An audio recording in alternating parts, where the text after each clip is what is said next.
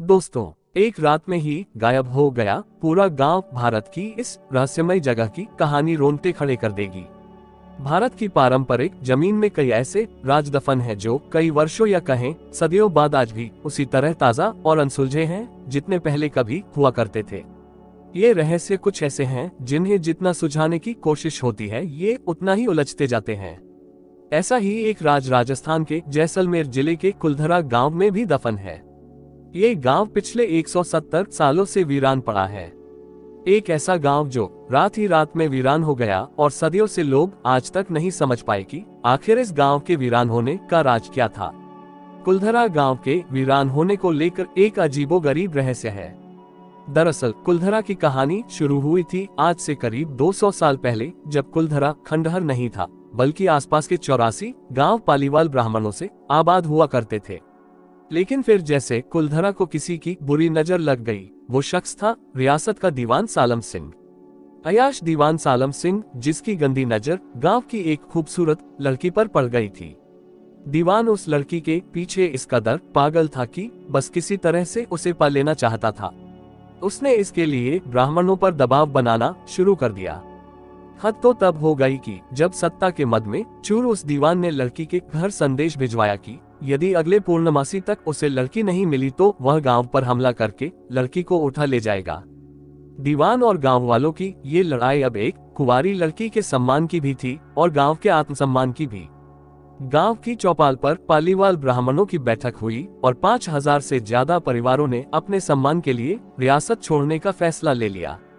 कहा जाता है कि निर्णय लेने के लिए सभी 84 गांव वाले एक मंदिर पर इकट्ठा हो गए और पंचायतों ने फैसला किया कि कुछ भी हो जाए अपनी लड़की उस दीवान को नहीं देंगे। अगली शाम कुलधरा कुछ यूं वीरान हुआ कि आज परिंदे भी उस गांव की सरहदों में दाखिल नहीं होते। कहते हैं गांव छोड़ते वक्त उन ब्राह्मणों ने इस जगह को श्राप दिया था।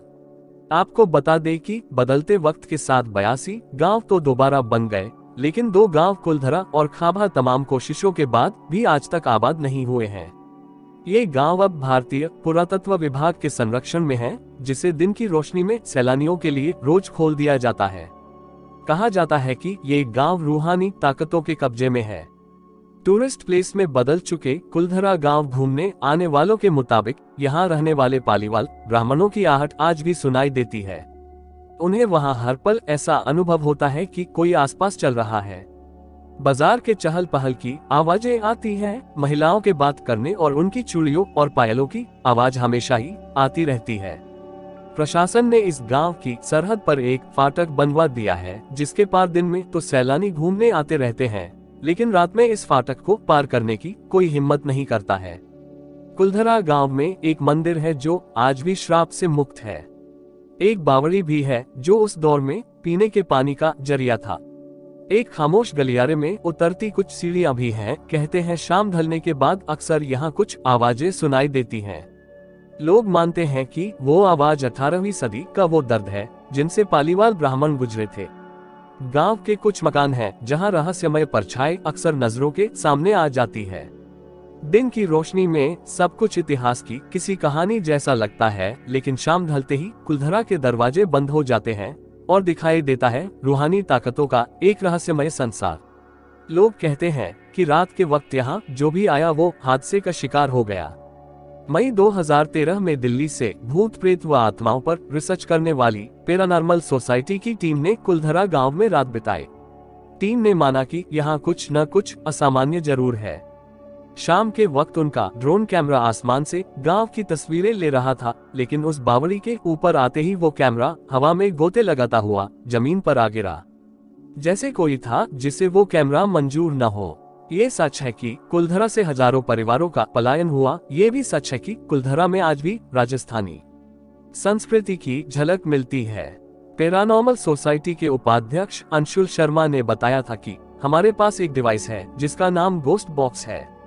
इसके माध्यम से हम ऐसी जगहों पर रहने वाली आत्माओं से सवाल पूछते हैं। कुलधरा में भी ऐसा ही किया। जहां कुछ आवाजें आई तो कहीं असामान्य रूप से आत्माओं ने अपने नाम भी बताए।